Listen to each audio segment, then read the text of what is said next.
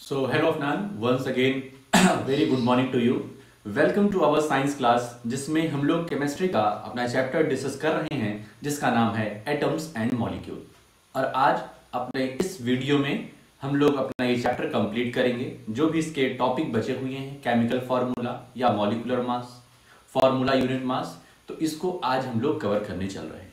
Full concentration के साथ रहिएगा क्योंकि आज जो चीज़ें पढ़ोगे वो है तो आसान, ये तुम्हें समझ में आ जाती है तो बहुत ही आसान है, ठीक है, लेकिन नई है, इस वजह से कंसंट्रेशन रखना पड़ेगा आज, क्योंकि आज हम लोग सीखेंगे केमिकल फार्मूला किस तरीके से लिखा जाता है, उसके पीछे कौन सा प्रिंसिपल यूज होता है, कौन से नियम लगते हैं, तो हम केमिकल फार्मूला सही सही लिख सकते हैं। ठीक है, तो कंसंट्रेशन रखिएगा। चलते हैं अपने पीपीटी की तरफ और डिस्कस कर देखते हैं कि हमें आज कौन कौन से टॉपिक कवर करने हैं।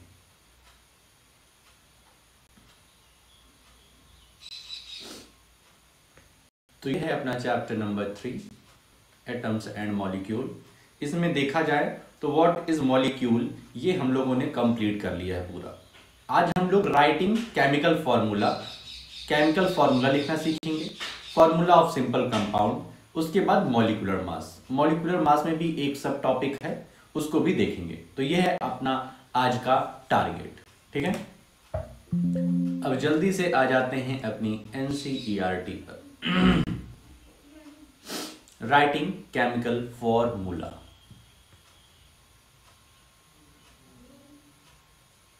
ठीक है भाई, देखिए, the chemical formula of a compound is a symbolic representation of its composition. ठीक है, केमिकल फॉर्मूला, किसी भी कंपाउंड का यदि तुम केमिकल फॉर्मूला देख लोगे तो उससे तुम्हें पता चल जाएगा कि कंपोजिशन क्या है।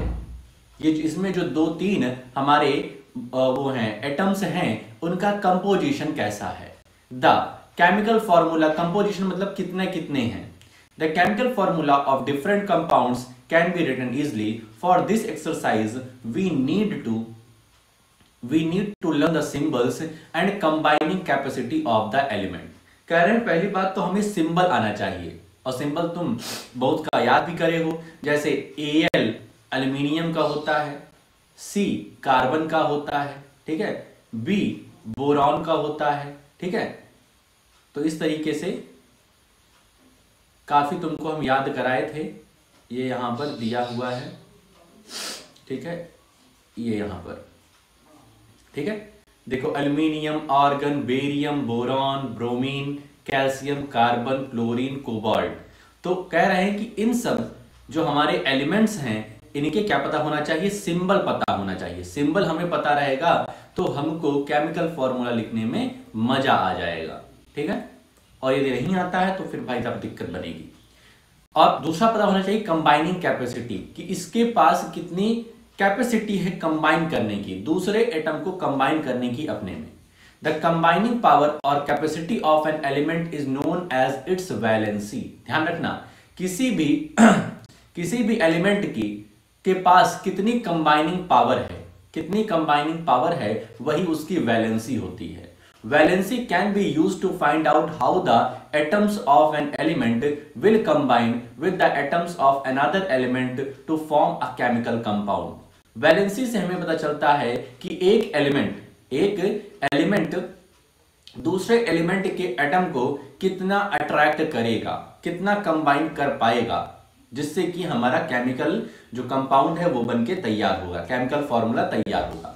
The valency of the atom of an element can be thought of as hands of arms of that atom. ठीक है भाई, हम किसी को अट्रैक्ट कैसे कर सकते हैं, किसी को पकड़ कैसे सकते हैं, तो हम अपने हाथों से पकड़ सकते हैं।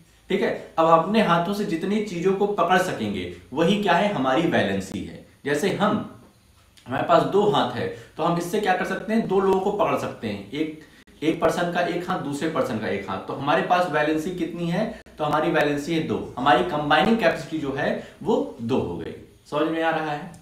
तो जितनी चीजों को आप अट्रैक्ट कर पाए, जितनी चीजों से आप कंबाइन हो पाए, वही आपकी वैलेंसी होती है। Human beings have 2 arms. यहां पर एक सिंपल सा एग्जाम्पल दिए हैं, ध्यान से देखो। Human beings have 2 arms and an octopus has 8। Human beings के पास 2 हाथ है और ऑक्टोपस के पास 8 हाथ है। If one octopus has to catch hold of a few people in such a manner that all the 8 arms of the octopus and both arms of all the humans are locked, how many humans do you think the octopus can hold? कह रहे हैं हमारे पास एक octopus है। भाई साहब बहुत ध्यान समझो, हमारे पास क्या है, एक ऑक्टोपस जिसके पास 8 हैंड हैं, 8 हैंड्स हैं, और हमारे पास एक है इंसान जिसके दो हाथ होते हैं। तो ऑक्टोपस को क्या करना है कि इन इंसानों को पकड़ना है। अब ये बताओ कितने इंसान को पकड़ेगा? कंडीशन ये है कि ऑक्टोपस जो है वो दोनों हाथ को पकड़ना है, ये नहीं कि एक हाथ को, आदमी के एक हाथ को पकड़ेगा, आदमी के दोनों हाथ को पकड़ेगा। तो टोटल ऑक्टोपस के हैंड्स, यहां पर यदि ऑक्टोपस लिख देते हैं तो कितने हैंड हो गए? 1 2 3 4 5 6, ये वाला कुछ कम अच्छा बना है,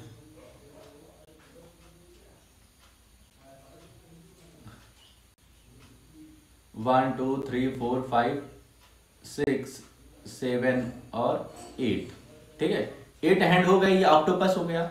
और ह्यूमन के भाई साहब 2 हाथ हैं, तो एक ह्यूमन यहां रहेगा, ठीक है, एक हाथ इधर पकड़ेगा और एक हाथ इधर, ठीक है।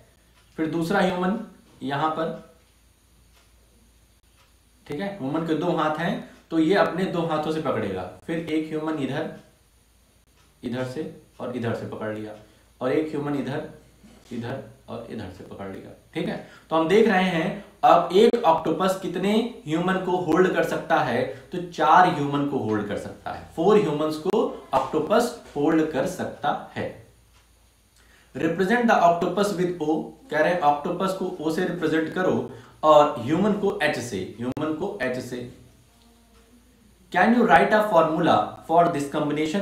तो क्या यहां पर हम फॉर्मूला लिख सकते हैं? तो बिल्कुल लिख सकते हैं। ऑक्टोपस एक, इस कॉम्बिनेशन में एक ऑक्टोपस है, कितने ह्यूमन को होल्ड किया है? तो 4 ह्यूमन को, OH4। इसका केमिकल फॉर्मूला क्या बन गया? OH4। इस कॉम्बिनेशन का फॉर्मूला बन गया OH4, क्योंकि ऑक्टोपस एक था, वो कितने ह्यूमन को होल्ड कर रहा है? तो 4 ह्यूमन को होल्ड कर रहा है, क्योंकि कंडीशन ये थी। मान लीजिए कंडीशन ये होती कि ऑक्टोपस को सिर्फ ह्यूमन का 1 हैंड पकड़ना है, तब 8 ह्यूमन को ही पकड़ लेता तो हमारा फॉर्मूला बन जाता OH8। लेकिन यहां कंडीशन दी गई है कि ह्यूमन के दोनों हाथों को पकड़ना है, ठीक है, तो OH4 यहां पर फॉर्मूला बन गया। Can you write a formula for this combination? Do you get OH4 as the formula? तो बिल्कुल, हमारा एक ऑक्टोपस कितने ह्यूमन को होल्ड कर रहा है? तो 4 ह्यूमन को, तो OH4 बन गया, ठीक है, समझ में आ रहा है ना? इसी तरीके से रहता है। द सब स्क्रिप्ट 4 इंडिकेट्स, जो ये सब स्क्रिप्ट है, सब स्क्रिप्ट मतलब जो नीचे लेटर दिए रहते हैं उनको सब स्क्रिप्ट, और ऊपर वाले लेटर को सुपर स्क्रिप्ट बोलते हैं। The sub script 4 indicates the number of humans held by the octopus. ये 4 दिखा रहा है कि कुल मिलाकर के 4 ह्यूमंस हैं जिसको ऑक्टोपस ने पकड़ा है। The valencies of some common ions are given in table 3.6. We will learn more about valency in the next chapter. कह रहे हैं यहां पर इस टेबल में बहुत सारे आयंस की, जो कॉमन आयंस हम लोग यूज करते हैं, उनकी वैलेंसी दी गई हुई है, ठीक है, और उनकी वैलेंसी से हम लोग फॉर्मूला बनाने की कोशिश करेंगे। तो यहां पर कुछ वैलेंसी दी गई है, ठीक है, याद करना बहुत ही सिंपल है, लेकिन बात यह है कि धीरे धीरे करके जितनी तुम प्रैक्टिस करोगे उतनी अच्छे तरीके से ये याद होगा तुम्हें। अब कुछ रूल्स देख लेते हैं जो कि केमिकल फॉर्मूला लिखते समय हमें ध्यान में रखना है। The rules that you have to follow while writing a chemical formula are as follows. पहला, द वैलेंसीज और charges on the ion must balance. कह रहे हैं वैलेंसीज जो है या फिर चार्जेस जो हमारे आयन पे हैं, कोई केमिकल कॉम्बिनेशन हो रहा है उसमें हमारे दो आयन हैं, उनके अलग अलग चार्ज हैं, तो बैलेंस करना बहुत ही जरूरी है। क्योंकि बैलेंस नहीं करोगे, यदि हमारा जो केमिकल कंपाउंड बनके तैयार हुआ है, यदि वो बैलेंस नहीं है, उसके चार्जेस बैलेंस नहीं है, तो वो अनस्टेबल रहेगा, स्टेबल नहीं रहेगा। उस पर हम रिसर्च, उस पर हम अध्ययन नहीं कर सकते, पढ़ाई लिखाई नहीं कर सकते। तो हमको हमेशा ध्यान रखना है कि जो हमारे आयन के चार्जेस या वैलेंसीज हैं वो बैलेंस होनी चाहिए, वो अनबैलेंस कैटेगरी में नहीं होनी चाहिए। When a compound consist of a metal and a non metal, यदि हमारा कोई कंपाउंड बन रहा है जिसमें मेटल और नॉन मेटल दोनों हैं, द नेम और symbol of the metal is written first, पहले हम मेटल का नाम रखेंगे। For example calcium oxide. अब कैल्शियम ऑक्साइड में कैल्शियम हमारा मेटल है और ऑक्साइड हमारा क्या है, नॉन मेटल है, तो कैल्शियम का नाम पहले रखेंगे Ca और ऑक्साइड का O बाद में। सोडियम क्लोराइड में सोडियम हमारा है मेटल, क्लोराइड हमारा है नॉन मेटल, तो NaCl फॉर्मूला, ये सिंबल तो याद ही होगा, तो सोडियम का Na हो गया, क्लोराइड का Cl हो गया। इसी तरीके से iron sulphide FeS, copper oxide CuO etc. where oxygen, chloride, sulfur are non-metals and are written on the right, whereas calcium, sodium, iron and copper are metals and are written on the left. तो हमारे जितने भी metals रहेंगे, यदि हमारा कोई ऐसा compound बन रहा है जिसमें मेटल और नॉन मेटल दोनों हैं, तो मेटल को हम लोग लेफ्ट साइड और नॉन मेटल को राइट साइड रखेंगे। कहने का मतलब है, दूसरे शब्दों में बोले तो मेटल को पहले और नॉन मेटल को बाद में लिखेंगे। In compounds formed with polyatomic ions, polyatomic ions मतलब ऐसा आयन जिसमें एटम एक ही यूज हुआ है, तो उसको हम कहेंगे polyatomic ion. The number of ions present in the compound is indicated by enclosing the formula of ion in bracket and writing the number of ions outside the bracket.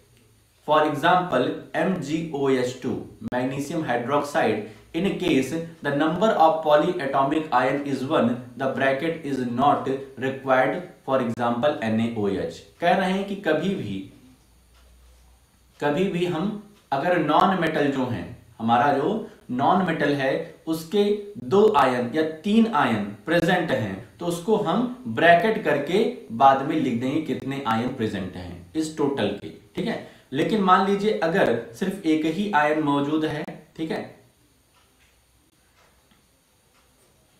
तो हम ऐसे कर देंगे NaOH, sodium hydroxide. Magnesium hydroxide में भाई magnesium की जो है कैपेसिटी वो 2 हाइड्रोक्साइड को अपने में कंबाइन करने की है, तो 2 हाइड्रोक्साइड, लेकिन सोडियम की सिर्फ एक ही हाइड्रोक्साइड को कंबाइन करने की कैपेसिटी है, तो NaOH लिख देंगे। यहीं पर अगर NaOH3 हो जाता, मतलब हाइड्रोक्साइड की 3 पार्ट इसके सोडियम के लगते, तो यहां पे ब्रैकेट करके हम लोग यहां पर 3 लिखते। समझ में आ गया तीनों जो हमारे रूल्स हैं।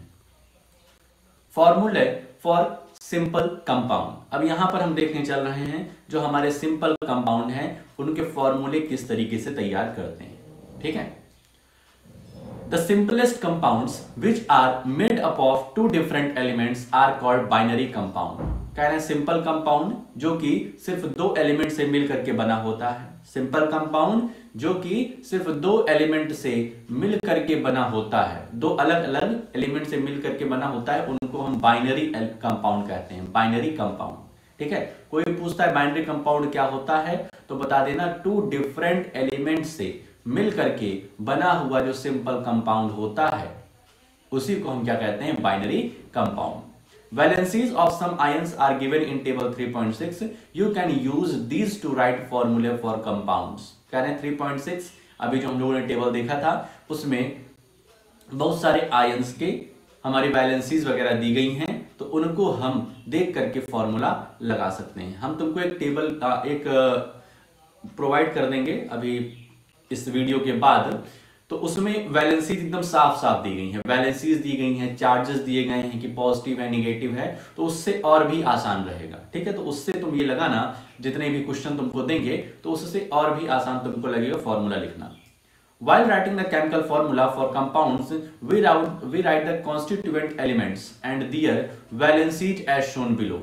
Then we must cross over the valencies of the combining atoms. क्या कह रहा है यहाँ पे देखते हैं। जैसे हमको फॉर्मूला लिखना है हाइड्रोजन क्लोराइड का, तो सबसे पहले तो सिंबल, एक हेडिंग डालते हैं सिंबल, और हाइड्रोजन का H हो गया, क्लोराइड का Cl हो गया। अब नीचे डालते हैं वैलेंसी। अब हाइड्रोजन की वैलेंसी कितनी होती है 1। कह दो सर कैसे पता चला, तो भाई साहब इसकी बहुत सारे एक्सपेरिमेंट वगैरह करके पता लगाया गया है, ठीक है। अब यहां पर जब हमारा हाइड्रोजन की वैलेंसी 1, इसको तुम्हें बार बार प्रैक्टिस करके तुम्हारे दिमाग में घुसेगा कि अच्छा हाइड्रोजन की वैलेंसी 1 होती है, क्लोराइड की वैलेंसी 1 होती है, ठीक है। तो इस तरीके से बार बार प्रैक्टिस करोगे तब तुम्हें क्लियर और अच्छे से होगा। तो हाइड्रोजन की हमारे क्या हो गई वैलेंसी 1, क्लोराइड Cl की वैलेंसी हो गई 1। अब क्या करते हैं, क्रॉस मल्टीप्लीकेशन कर देते हैं, क्रॉस मल्टीप्लीकेशन। तो सबसे पहले हाइड्रोजन की बात किया गया है, तो हाइड्रोजन को मल्टीप्लाई कर देते हैं क्लोराइड की जो वैलेंसी है, क्लोराइड की जो वैलेंसी है तो ये हो गया H, और उसके बाद Cl को 1 से मल्टीप्लाई कर देंगे, क्रॉस मल्टीप्लीकेशन, ये हो गया Cl। तो हाइड्रोजन क्लोराइड का फॉर्मूला क्या बन गया, HCl। इसके बाद आता है हाइड्रोजन सल्फाइड, तो फिर उसी तरीके से सिंबल H और S, सल्फाइड का सिंबल S होता है। वैलेंसी की बात करें तो हाइड्रोजन की 1, सल्फाइड की 2। फिर क्रॉस मल्टीप्लिकेशन करेंगे, पहले H की बात करेंगे तो H का मल्टीप्लाई 2 में होगा तो H2, हाइड्रोजन के 2 एटम हो गए H2, और S का 1 से मल्टीप्लाई होगा तो हाइड्रोजन सल्फाइड हो जाएगा। समझ में आ रहा है, बहुत ही सिंपल है। ये वैलेंसी कहां से पता चलेगी, तो वैलेंसी के लिए एक टेबल हम तुम्हें प्रोवाइड कर देंगे इस बाद, और उस वीडियो में सबकी वैलेंसी दी गई है। तुम धीरे धीरे करके जितनी प्रैक्टिस करते जाओगे उतना तुम्हारे दिमाग में बैठता जाएगा। अच्छा हाइड्रोजन की 1 वैलेंसी होती है, क्लोराइड की 1 होती है, सल्फाइड की 2 होती है। तो इस तरीके से भाई आगे चलते हैं। तीसरा, formula of carbon tetrachloride, carbon tetrachloride, symbol पहले लिखते हैं सी हमारा है कार्बन की वैलेंसी 4, क्लोराइड की वैलेंसी 1। टेट्राक्लोराइड भले दिया है लेकिन ये क्लोराइड का एक फॉर्म है तो वैलेंसी 1 ही होगी। उसके बाद क्रॉस मल्टीप्लिकेशन, पहले कार्बन की मल्टीप्लिकेशन 1 में कराएंगे तो C, और क्लोराइड की मल्टीप्लिकेशन 4 में कराएंगे तो Cl4 हो जाएगा। तो CCl4 हो गया कार्बन टेट्राक्लोराइड। क्लियर बात।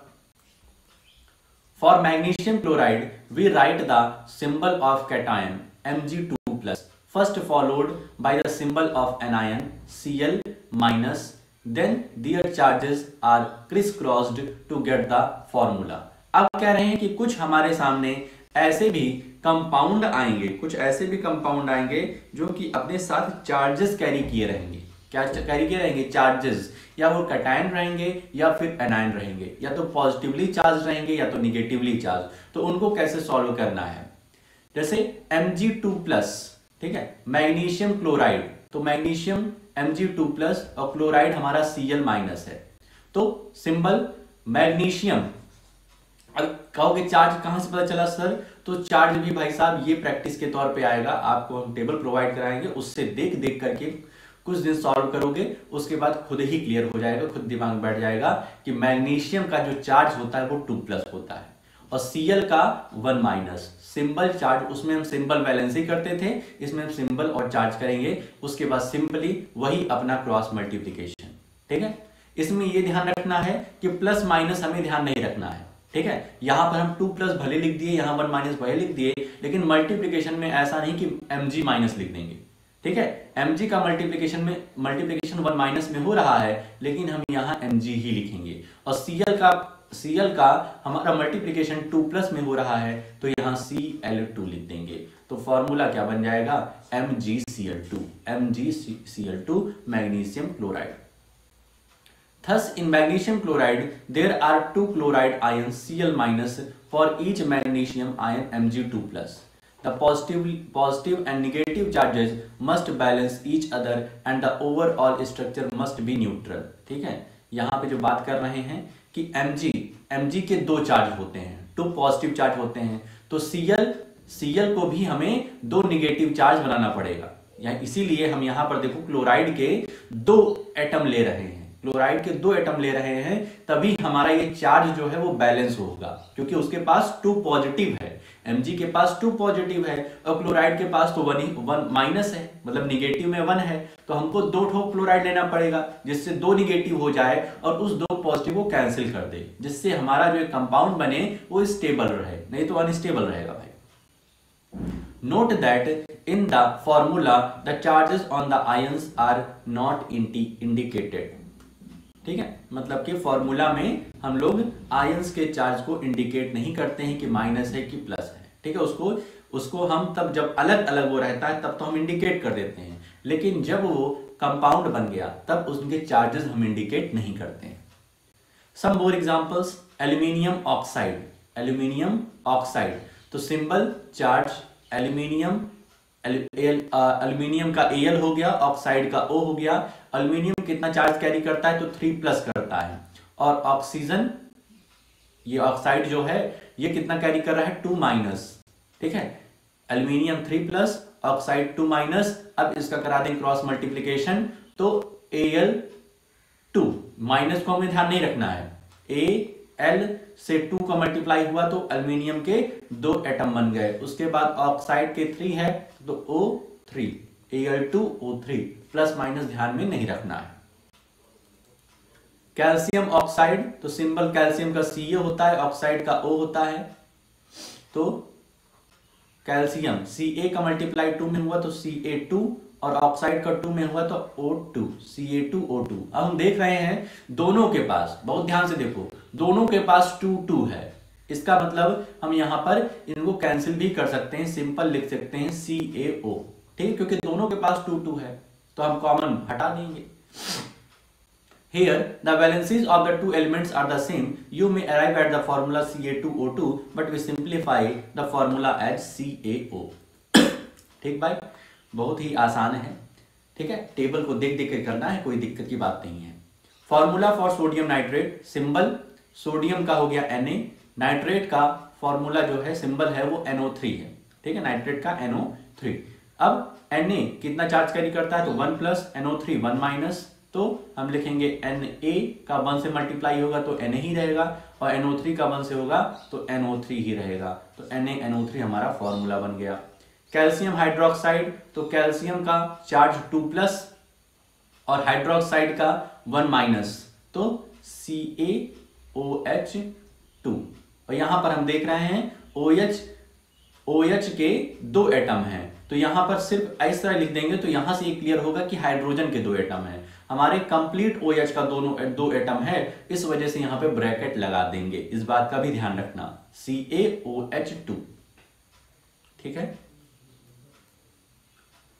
Note that the formula of calcium hydroxide is CaOH2 and not CaOH2, इस तरीके से, ठीक है, ब्रैकेट लगाएंगे। ब्रैकेट लगाने से क्या होगा कि ये जो 2 है ये ऑक्सीजन के भी 2 एटम है और हाइड्रोजन के भी 2 एटम है। जिस तरीके से इस तरीके की बात होती है 2x स्क्वायर, इसका क्या मतलब होता है कि x का स्क्वायर हुआ है, लेकिन हम कंप्लीट इस तरीके से अगर लिख दें 2x का होल स्क्वायर, तो इसका मतलब होता है 2 का भी स्क्वायर हुआ है और x का भी स्क्वायर हुआ है, ठीक है, तो दोनों में डिफरेंस है। तो हमसे ये कह रहे हैं कि अगर कभी भी हाइड्रोक्साइड का इस तरीके से लिखना है तो ब्रैकेट जरूर लगाना। We use brackets when we have 2 or more of the same ions in the formula. Here the bracket around OH is with a subscript 2 indicates that there are 2 hydroxyl OH group joined to 1 calcium atom, ठीक है, एक calcium atom में 2 hydroxide add हुए हैं। In other words, there are 2 atoms each of oxygen and hydrogen in calcium hydroxide, और दूसरे word में हम कहें तो ऑक्सीजन और हाइड्रोक्साइड, ऑक्सीजन और हाइड्रोजन के दोनों के 2 एटम हैं। और भी यहां पे कुछ एग्जांपल लिए हैं। फॉर्मूला ऑफ सोडियम कार्बोनेट, तो सोडियम का फॉर्मूला Na और कार्बोनेट का CO3, charge is 1 plus 2 minus, cross multiplication करेंगे तो Na2CO3।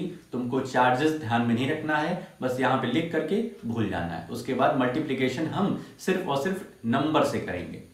उसी तरीके से अमोनियम सल्फेट, अमोनियम का फॉर्मूला है NH4,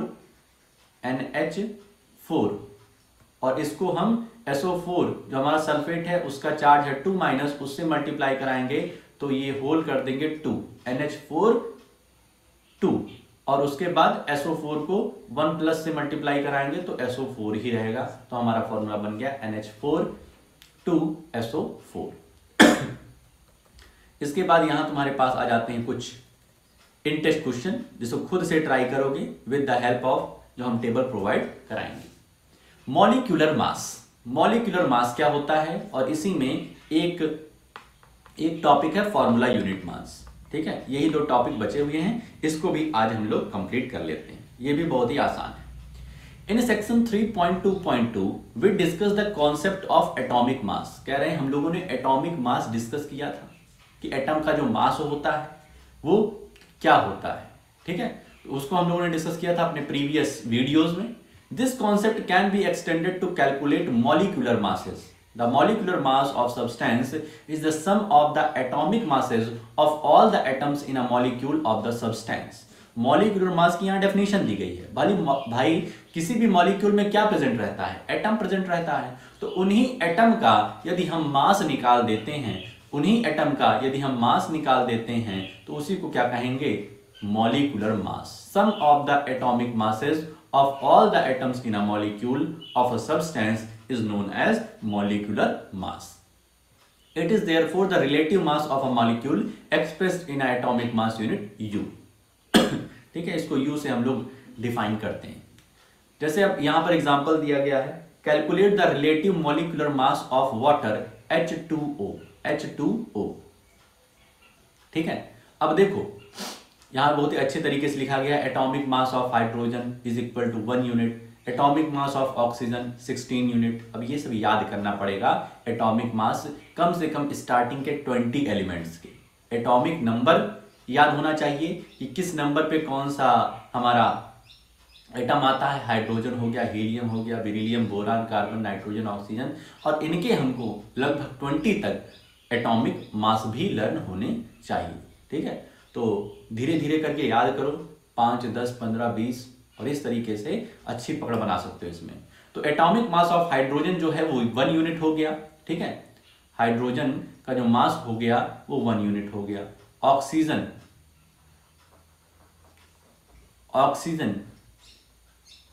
हो गया 16 यूनिट। और पूछा गया है मॉलिक्यूलर मास, तो हाइड्रोजन के कितने एटम हैं इसमें, तो 2 एटम हैं, तो 1 यूनिट मल्टीप्लाइड बाय 2 करा देंगे तो 2 आ गया, 2U, और ये तो 16 ही रहा, तो 16 और 2 को ऐड कर देंगे तो हमारा पता चल जाएगा जो H2O है उसका मॉलिक्यूलर मास, हमारा वाटर का मॉलिक्यूलर मास कितना होता है, 18 यूनिट। ठीक है, इस तरीके से देखो यहाँ पे किए हैं ये तो। ठीक है, तो एग्जाम्पल 3.1 इसको भी अपनी कॉपी में लिख लोगे। Calculate the molecular mass of HNO3। तो HNO3 में 3 लोग हैं, हाइड्रोजन है, नाइट्रोजन है और ऑक्सीजन है। Hydrogen, nitrogen, oxygen. हाइड्रोजन का अभी हम लोगों ने जाना कि मास कितना होता है, 1 यूनिट होता है। नाइट्रोजन का अभी नहीं पढ़ा, ऑक्सीजन का भी पढ़ा है कि ऑक्सीजन का हमारा कितना होता है, 16 यूनिट होता है। ठीक है, तो यहां पे करते हैं हाइड्रोजन का तो 1 यूनिट, नाइट्रोजन का हमें नहीं पता है, नाइट्रोजन का यहां पर अभी दिया हुआ है कि 14 होता है। ठीक है, यहां पर नाइट्रोजन एटॉमिक नंबर जो होता है वो 7 होता है और 7 का जस्ट डबल एटॉमिक मास 14 हुआ।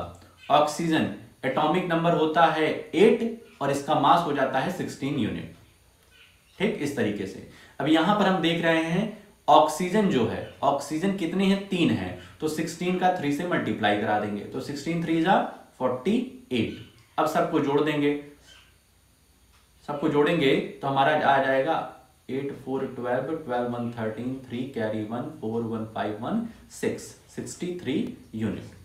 ठीक है, HNO3 था, तो हाइड्रोजन का हमने निकाला एटॉमिक मास ऑफ हाइड्रोजन कितना होता है, 1 unit. Atomic mass of nitrogen होता है 14 यूनिट और ऑक्सीजन का एटॉमिक मास होता है 16 यूनिट, क्योंकि 3 एटम है तो 16 3 48 करेंगे, फिर इस तरीके से निकाल लेंगे तो हमारा आंसर आ जाएगा 63 यूनिट। क्लियर बात। अब एक टॉपिक बचता है formula unit mass. I hope molecular mass clear हो गया होगा। फॉर्मूला यूनिट मास, अब देखते हैं कि हमारा मॉलिक्यूलर और फॉर्मूला यूनिट मास में कुछ अंतर है या फिर सेम चीज है। The formula unit mass of a substance is a sum of the atomic masses of all atoms in a formula unit of a compound. Formula unit mass is calculated in the same manner as we calculate the molecular mass. मतलब same है calculation, जिस तरीके से molecular mass ही करते थे उसी तरीके से फॉर्मूला यूनिट मास की भी करेंगे। फर्क क्या है? The only difference is that we use the word formula unit for दो substances whose constituent particles are ions. मतलब उसके जो कॉन्स्टिट्यूएंट पार्टिकल्स थे मॉलिक्यूल्स के, मॉलिक्यूलर मास के, उसके एटम्स थे, और इसके जो फॉर्मूला यूनिट मास के हमारे जो कॉन्स्टिट्यूएंट पार्टिकल होंगे, जो छोटे छोटे पार्टिकल होंगे, वो आयंस होंगे। बस फर्क इतना है। For example sodium chloride as discussed above has a formula unit NaCl. Its formula unit mass can be calculated as, देखो NaCl। अब ये जो है इसमें आयंस होते हैं, मतलब ये पॉजिटिव और निगेटिव चार्ज होते हैं। देखें Na प्लस चार्ज का होता है, Cl माइनस चार्ज का होता है। तो यही कह रहे हैं कि जब हमारा आयंस रहेगा, कॉन्स्टिट्यूएंट पार्टिकल जो रहेंगे वो आयंस रहेंगे, तो हम फॉर्मूला यूनिट मास निकालेंगे, और निकालने का तरीका वही है। सोडियम Na, सोडियम का हमारा जो वो होता है मास, Na का मास जो होता है वो 23 यूनिट होता है, और Cl का हमारा होता है 35.5 यूनिट। ठीक है, सोडियम का हो गया 23 यूनिट, और हमारे क्लोराइड का हो गया 35.5, और इसको हम ऐड करेंगे तो आ जाएगा 538 235 58.5 यूनिट। ठीक है, अब तुम कहोगे सर हमें याद तो है नहीं, तो अभी तुम सर्च करके करो कि सोडियम का क्या मास होता है, क्लोराइड का क्या मास होता है। ठीक है, धीरे धीरे करके याद होगा। ठीक है, और आने वाले समय में एक तुमको हम पीरियोडिक टेबल भी दे देंगे। पीरियोडिक टेबल में सब कुछ एकदम साफ साफ दिया जाता है। स्टार्टिंग के 20 अच्छे से अभी याद करना है, बाकी सब धीरे धीरे करके तुमको पूरे के पूरे जितने भी हमारे एटॉमिक मास है, एटॉमिक नंबर याद हो जाएंगे। Calculate the formula unit mass of CaCl2। CaCl2 का फॉर्मूला यूनिट मास हमें निकालना है, तो सबसे पहले हम लिखेंगे atomic mass of Ca। Atomic mass of Ca वो कितना होता है 40। ठीक है, और Cl का अभी हम लोगों ने यहां पे लिखा है 35.5। Cl का कितना है 35.5।